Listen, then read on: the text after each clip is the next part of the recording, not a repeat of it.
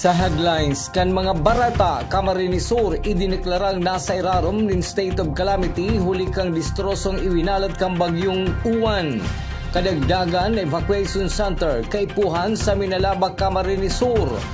Anom na banwaan nasakop kang kaso Recodos, mayo pang supply ning kuryente. Karate do Club sa Lisalwas kan Bicol nakisumaro sa 4th na Naga College Foundation Presidential Cup. Uya mga bareta sa Aldaw na ini. Ako po si Christine Reyes. Nasa iraron na ng State of Calamity ang Camarines Sur matapos aprobaran ang Resolution number 100 Series of 2025. Ang bagyong Uwan ang nagwalat din 43,292 na mga harong na nadistroso, 6,090 ang totally damaged, as in 37,202 ang partially damaged. Sa sektor kan agrikultura, aabuton sa 220,159,516 pesos. Apektado man digdi ang 4,671 na paraoma, as in 17,517 ektaryang tanuman, nin mais, as in paroy ang apektado.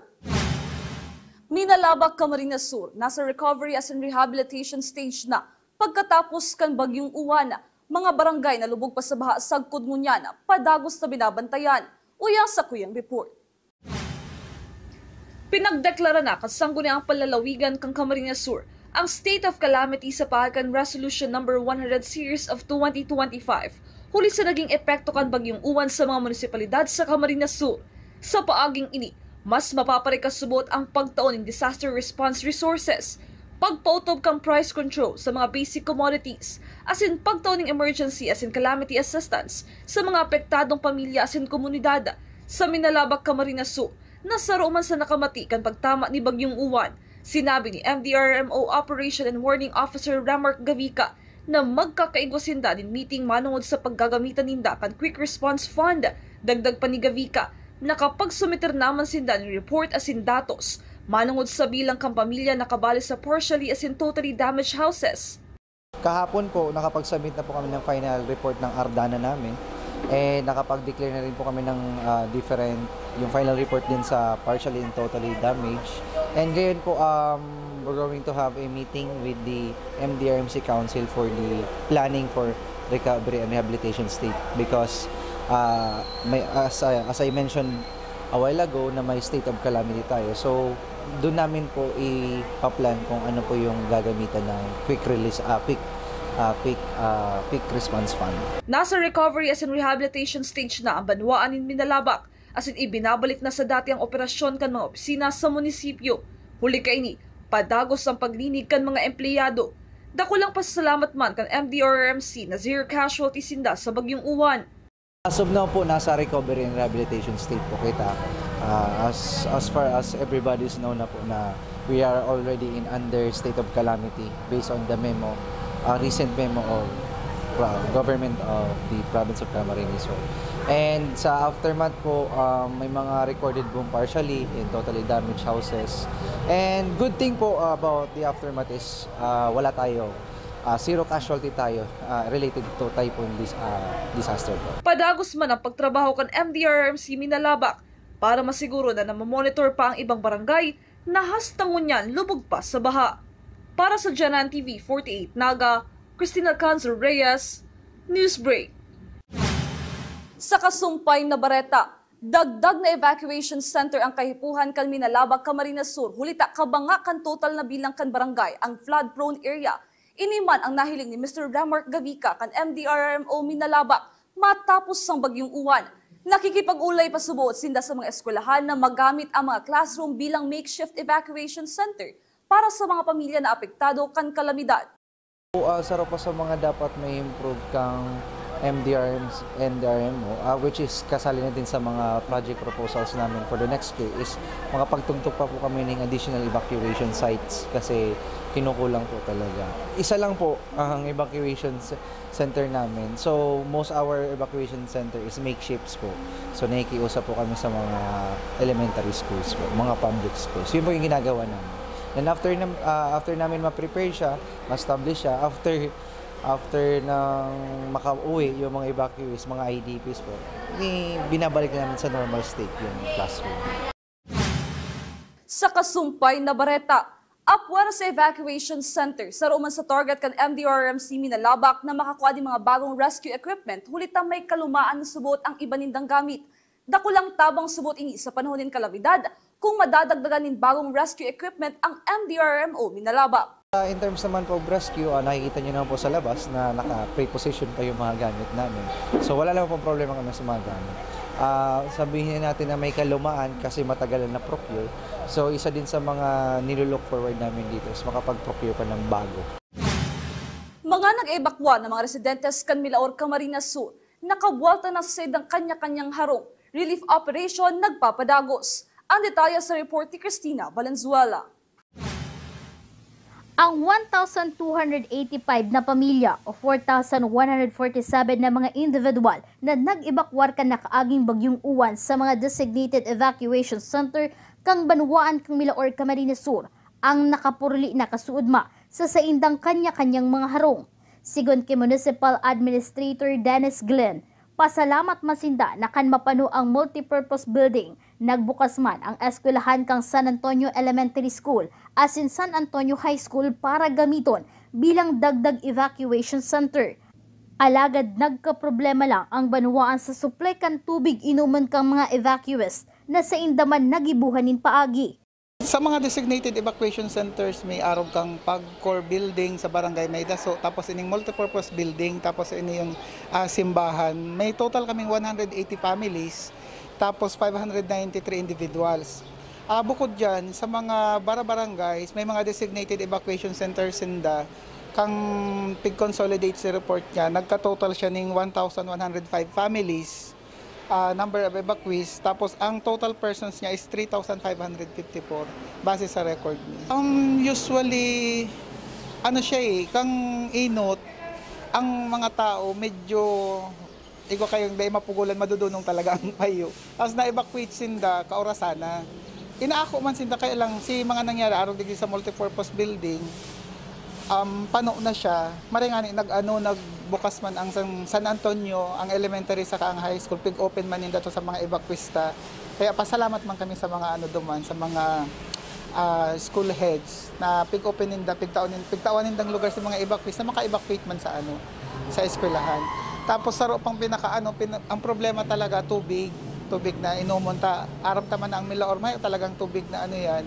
Lalo na pag potable water. Kaya medyo nadidipisilan kami. Nakabot pa kami pamukid, makasakdo ng ng inuman na tubig para sa mga evacuees. Kansuog mo lang sinda nagdecamp, after lunch, nagdecamp na sinda. Kaya ngunyan, mayo naman Sa ngunyan, ang natatawan pa lang ng mga food packs kang munisipyo si mga nag-urli halis sa evacuation center. Alagad, target man kan Banwaan, nagabus na pamilyang naapektaran kan bagyo ang makaresibinin food packs halis sa lokal na gobyerno kang Milaor. Apwera pa yan sa itatao kang gobyerno probinsyal. Ang sa relief operations, ang natatawanan mi pa lang si mga pigdecamp kan sa ugma halis sa evacuation centers ta. Tapos base sa sa record kang MSWD, nakakapatos pa lang kami 4,500 na pedaso. Tapos ang saro pa, pighalat ming magdeklara mo na ng state of calamity ang Kapitolyo bago kami magpaluwas ka yung calamity fund kang LGU.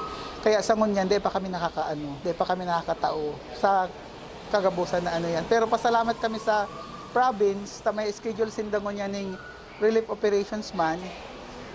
May digdi sa population area ang ininot ninda. Pigahalat mi lang na mag-abot garo si Hikong. Ang original na plano mi po, matawanan sinda tagabos man talaga na inagihan ng bagyo.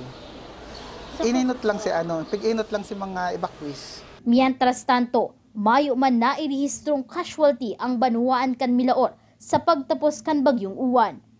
Para sa GNN TV 38 Naga, Cristina Valenzuela, Newsbreak. Dawa may tubig baha pa ang nagkapirang harong sa Milaor, Camarines Sur. Luway-luway naman nagbabangon ngunyan ang nasabing Banwaan matapos ang winalat na distroso kan bagyong si Uwana. Nagkondusir man ng pagdinig ang mga opisyal as na residentes kan barangay na sinasabayan ng clearing operation kan LGU. Bukas man ang LGU Milaora para sa mga barangay na nangangaipuhan ng tabang o gamit pandinig. Dagdag pa ni Municipal Administrator Dennis Glenn, may ibang porsyon kan Banwaan ang naibalik na ang supply kan kuryente. Kung nakabangon na po, talagang nagbabangon pa lang unyang, pero pasalamat kita ta medyo mahihigos man ang sa tuyang mga personahe, lalong-lalo na sa, syempre sa pamamayo ni Mayora. Ang Kasureko Dosman, dikit-dikit naman na napapailawan ang sa tuyang main streets. Pera na lang talaga duman sa mga barangay na halaron pa ang tubig. Ongoing pa ang clearing operations ngunyan.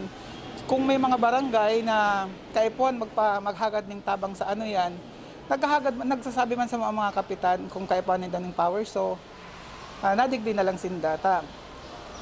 Napadara ng personahe sa paagi kang MDRRMO ang sa tuyang lokal na gobyerno para matabangan sinda sa clearing operation. Sa samuyang pagbabalik, presyo asin supply kan Barakalon sa Naga City People's Mall, apektado kan bagyong Uwan. Yan asin iba pang mga bareta sa pagbuwalta kan GNN TV 48 Naga Newsbreak. Tanga diri ko nababay na GNN TV 48 Naga. Kalma! Lumipat lang ang GNN TV 48 Naga sa channel 48.1. What? Direk, ang simple lang ng solusyon dyan. Kunin ang remote, pumunta sa menu Setup o Settings, at hanapin at pindutin ang scan at hintayin. Then, boom! Balik na si GNN sa channel 48 mo. Para sa mga balitang nangunguna at napapanahon, At sa mga programang suwak sa panlasa mo. tutok lang sa GNN TV 48 Naga, Bida ang Bicolano!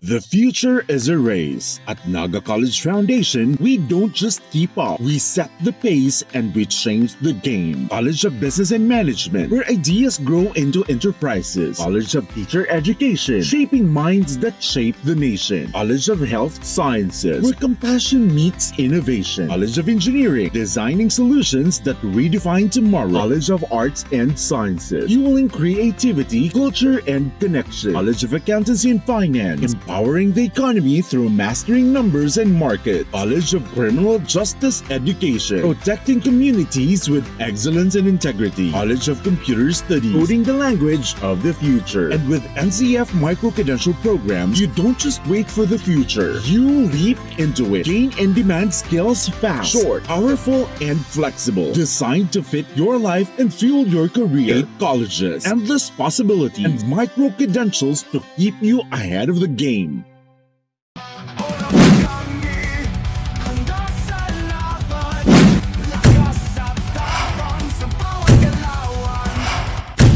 Ano, Moraga?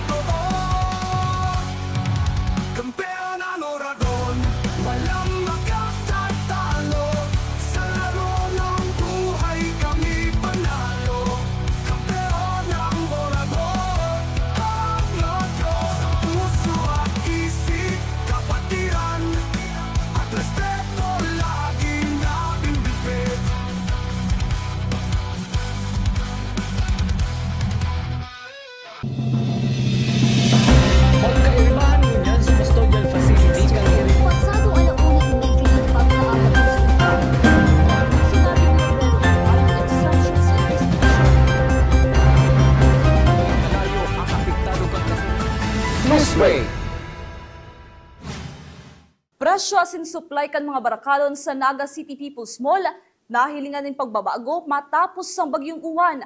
Ang detalye sa report ni Cristina Valenzuela. Apektado na ang presyo ng mga produktong pinagpapabakal ngunyan sa Naga City People's Mall matapos na ang pagtama kan bagyong Uwan. Luminangkaw ni 60 pesos ang kada kilo kang sibulyas na dating nasa 45 pesos ang kada 1/4. Mababakal na iningunya sa presyong 60 pesos o 240 ang kilo. Sa bawang, ang dating 35 pesos kada 1/4, luminangkaw man ini ng 10 pesos, 180 na ang kada kilo kaini. Sa limonsito, 140 naman ang kada kilo kaini hali sa 100 pesos. Alagad buminaba man ng 40 pesos ang kada kilo nin kamatis. Si sibuyas, saka si bawang naglangkaw, ang lemon, kamatis nagbaba. Ang presyo kanya? Lemon. Ang lemon ngayon 2.6. Sarong sako. Pag sa kilo po, 100 ang kuanan mi. per kilo. Oo, pag tingi-tingi. Pag tingi-tingi na binakal mi, 100 ang kilo. Pero kung sarong sako ang kukuanon mi, 26 araw kaya. Ang box 16 again, box. Pag tig-retail ka ni ma'am, magkano lang? 35, 1/4. Ang sibuyas, ang kuanan mi na 1/2. Dati ang kuanan mi lang kan 850, 950 araw kaya. Nagtaas sa kaambawang ang kuanan mi kan 430. Ngunyan 500. Hindi ma'am, sa kada 1/4 magkano? Sibuyas? Ang ano mi kan, ang puhunan mi na kayan. Garo 180 na araw kaya puhunan mi. Tapos pabakal mi man ano ning 60, 1/4 may nakukuha pa man kami sila pa si Uba anaan. Ano ning dati ang ano kayan 100, 120 ang kilo araw kaya kuanan mi. Ngunya nag-80 na lang. So Nagbaba siya, oo. Ang lemon ang naglangkaw. Dikit kaya ang supply. Taan Davao baga pig itong 4 box na kinuko ami. Dati 900 lang yan naging 1.3. Ngunyan naging 1.6. O ina naman ini yung lemon. Dati ang kanan may kay niyo ano 1.8 o ngunyan 2.6. Damot ang biglang kaw. Pag-abot man sa supply kan sira sa second floor kang Naga City People's Mall, inabutan kan GNN TV48 Naga News Team na may ibang pwesto ang hastangunyan. Dai pa nakakabalik sa pagtinda, huli kang kawaranin mga supply ni sira epekto kan bagyo. May ibama na mga partinda na arog ni Nanay Minda Isidro as in Nanay Ofelia Santa Rosa, ang limitado lang ang ipinapabakal na sira. Bahala na naman kung sa'yo na naman may igwang ni sira. Dahil man kaya gabos, kadako na rin. Kaling bagyo. Alos, kapag didigdi mo magano, paano, ngunyan mayo. Pag may kasira-sira, lalo pag bulanon, may doros, may bagyo, yun na substitute, bangus, frozen, iyo man nababakal, iyo man nai-stock naman. Tamaan man baga naglalawod na may bagyo. Mayo pa man pagbabago sa presyo kang mga sira, sigun sa mga partinda, hulit na daipa nag-aabot ang mga sirang haling dagat. Imported na mga sira sana ang kadaklan na mababakal ngunyan. Ang presyo kan sira, ang araw kayo ng klase si Wubog, dahil man nagbabago, iyo man sana. Ang bangus, iyo man girara. Kaso lang, tikit lang ang supply. So yun yung problema ko. Tikit ang supply. Iniyo, mga biyahe niyo, iniyo, rosin baga ng si Wubog. Dahil ano yun? Iniyo sa ano dani, dagupan. Dagupan. Buwan nang nag-abot pa. Ano ni, bago ni, kaso lang, kadirikit man lang. Anda ko lang bangus. Perang kilo lang. Ano yan, sarong-sarong cooler, kumbaga party-party lang. Pagkatas kang bagyo, karo haros parehas man lang, tapos bago nagbagyo, iyo mag-gira sa presyo may 180, 200. Dahil man nagbago na sa presyo, may pa man nag-aabot sa itong mga sariwa talagang sira na halit sa pasakaw, kung mga halit sa pasakaw na piling alang ka ang presyo.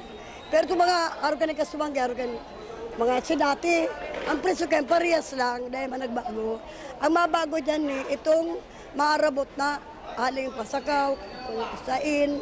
Basta itong haling pasakaw, talaga mahal yan Mahal yan mga haling pasakaw Ayun frozen mamang kaibang tinda, frozen. Pero frozen siya, bago ba siya itong mga rugado, mga panariwa sa frozen. Ngala ba sinda? Bago may itong mga frozen at sinasabing luma na dahil man, nagbabakal sinda sa Manila. Frozen talaga, pero panariwa ang inaapod. Ikinabigla man ni Nanay Arlene Caceres ang liwat na pagsikad kasubagong aga kang presyo kan manok. Ang dating 200 pesos ang kada kilo, ngunyan 220 na ang kada kilo sa Naga City People's Mall. Actually, they may in-expect na ma-increase ang Magnolia. Kasi ang reason nila, last week, naka-price off talaga sinda. But as of now, nag-increase pa din. How come nga niya kung naka-price fresh yung product, tapos bigla ka mo ma-increase? So the reason is, kasi daw, bago pa man din sa totoo lang, bago pa man din nagkaroon tayo ng bagyo, naka-price off na sila. So wala naman kayong magagawa. So dati, ang wholesale, retail. Ang retail namin is 200 only. But now, back to 220 kami. Kasi nga, tumataas na naman siya. Mantang kadiit man ngunya na aldaw ang itinindang karning orig ni Tatay Pablo Pasis. Huli tadiit sana ang parabakal matapos ang bagyo. Maski nasubuot daiman naglangkaw ang presyo kaini. Sigon kay Pasis, 380 pesos man giraray ang kilo kang orig. Huli ta daiman nagkulang asin daiman na apektaran ang saindang supply. Alagad apektado ang saindang ganansya. 380 man giraray. Dahil nagbago. Oo. After ng bagyo, sorry lang po kapag nakabalik. Nakabalik po sila. Sud na lang. Ngayon, sir, sa inyo ni kinukuha? Dating supplier. Dahil man nagkulang na supply. Kumbaga, dahil man nadanyaran kan bagyo si supply kang orig. Medyo nagkuyan-kuyan, nagbaba-baba kasi halos busy pa ang tao. Ikadua, ang ibang lugar mayo pang kuryente. Saro yan sa kausa kang video pagluya, dahil ng kuryente. Para sa GNN TV 48 Naga, Cristina Valenzuela, Newsbreak. Mientras tanto, kasuod malang nakabalik sa ng pwesto ang nagkaperang parating da sa Naga City People's Mall matapos magtama ang bagyong uwan sa syudad kan Naga. Sigon kay Arlene Caceres, daiman tulos na nakabalik sa pagtinda hulita mayo panin kuryente ang sa idang pwesto na saro sa mga kaipuhan ninda. Dagdag pa kaini, daiman nag-deliver tulos sa idang mga supplier. Alagad dakula subuot ang sa idang ganansya matapos idang makabalik tulos sa pagtinda. After nung yuwan, di man makatinda. Kasi unang-una walang kuryente. So wala na mag-delivery pero may stocks kami dyan. Kaya need to siya na itinda. Yung after ng bagyo, medyo magayon-gayon sa bintahan. After a day, the following day, back to ganito na naman. Back to normal, mahina pa rin.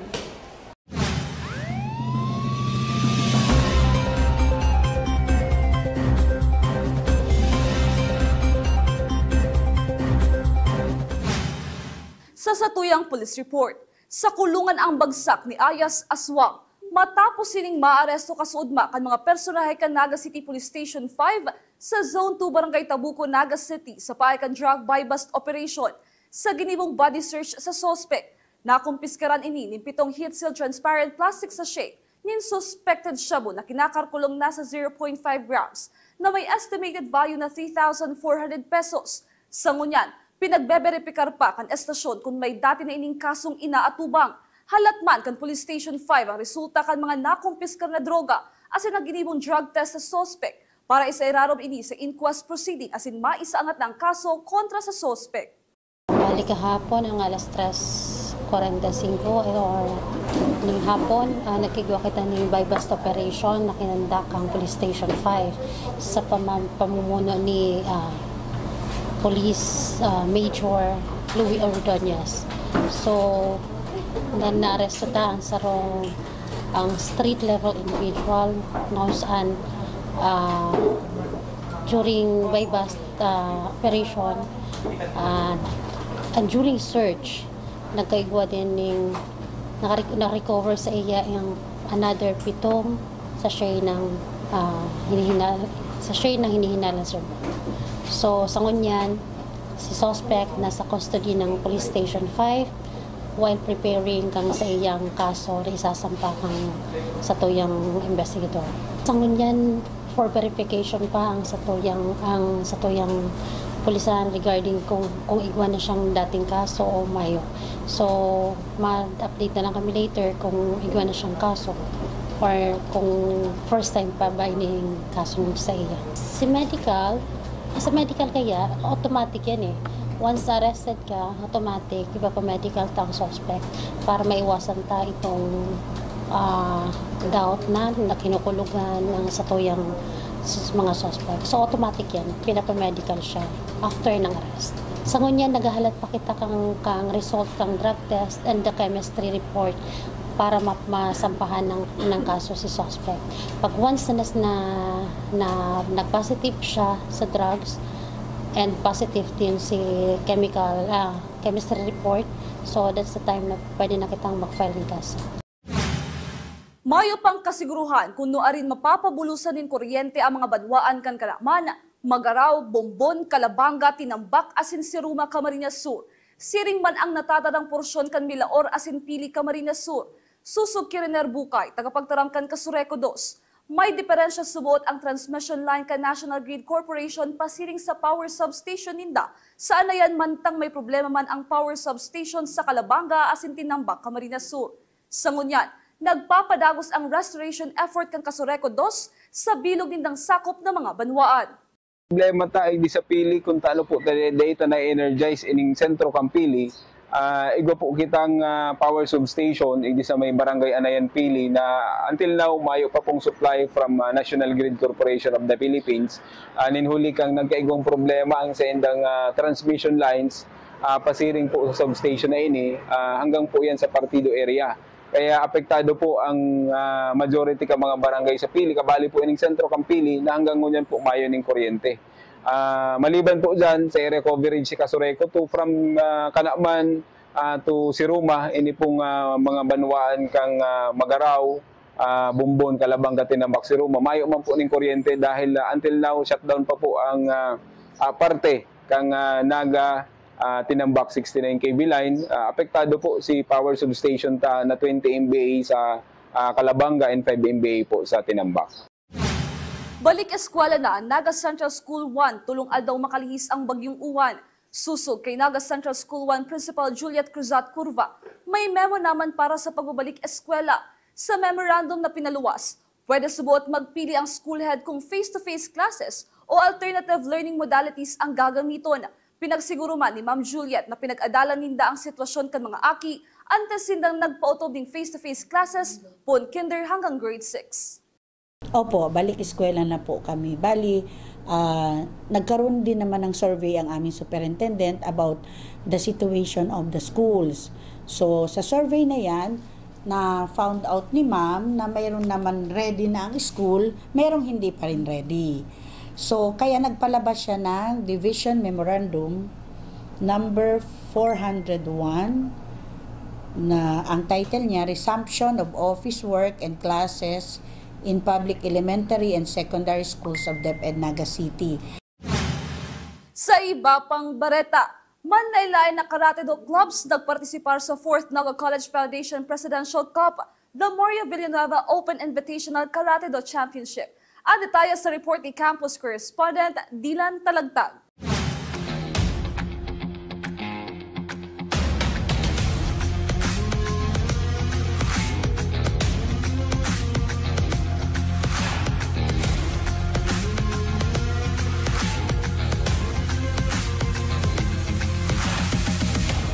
Naging matrayumpo ang pikundisil na 4th NCF Presidential Cup, the Mario Villanueva Open Invitational Karate do Championship. 200 na participants ang nakisumaro hali sa manlain-lain na lugar kan Pilipinas. Aro kan mga teams kan Batangas, Bacoor, Cavite, asin Lucena City. Nagabos nagpahiling nin tibay sa sports na karate do. Obheto kan aktibidad na mas mapapusog ang koneksyon kan kada karate club sa loob kang region asin sa national level. Ang Presidential Cup na ini ang nagtaong oportunidad sa mga hobenes na karatekas na maipahilingan sa indang mga talento sa pagkawat ning karate do asin magtaong onra sa indang mga kanya-kanyang lugar.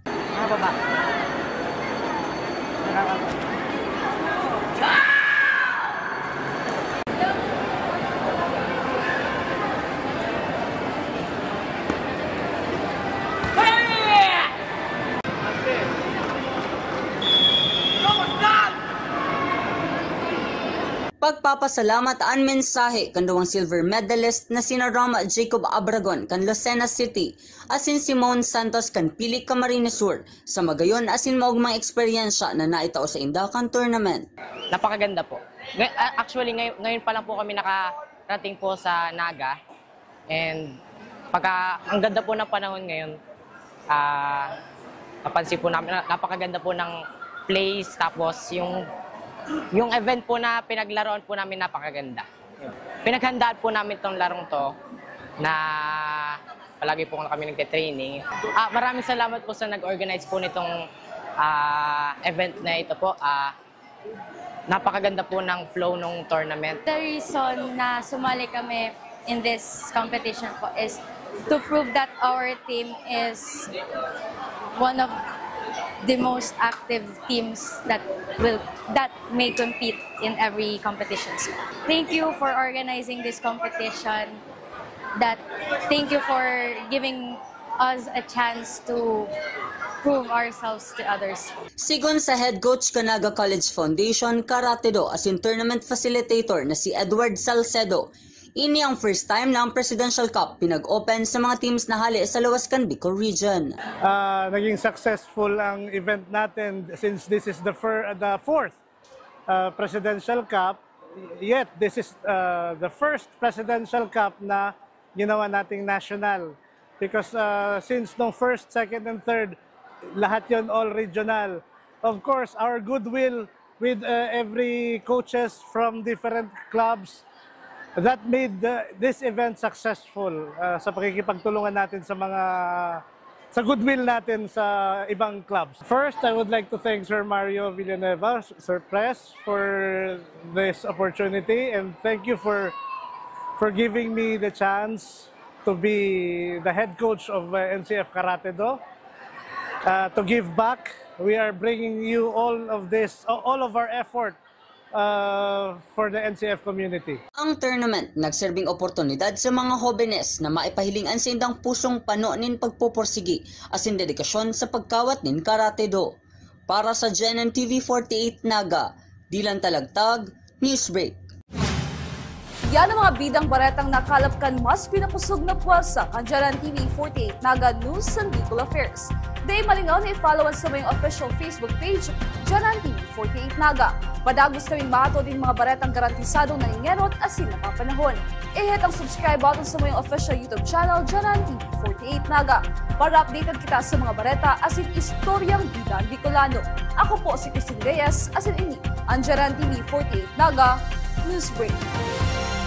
Be a champion, be a tiger today. NCF's the quest, let's lightning your way. At the Naga College Foundation Basic Education Department, we provide an environment where innovation is nurtured and resources promotes collaboration and discovery. Our students benefit from hands-on learning in cutting-edge science and technology laboratories, bridging theory with practical application. We maintain a supportive institutional framework, ensuring a safe, clean, and academically focused atmosphere for every student. Beyond academics, our comprehensive facilities, including sports, develop leadership, teamwork, and discipline. NCF is proud to be a LASO-accredited institution, a recognized mark of excellence and high-quality education. This is Naga College Foundation Basic Education Department, changing the game.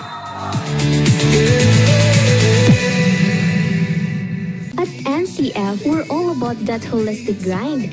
Hands-on training, real-world experience, and affordable education that gets you industry-ready.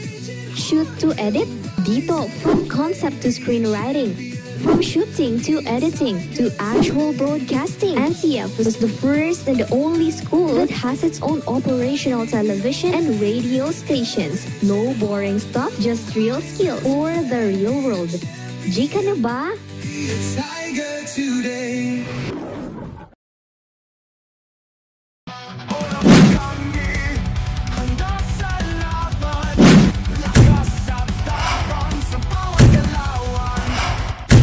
Ano, morag ka?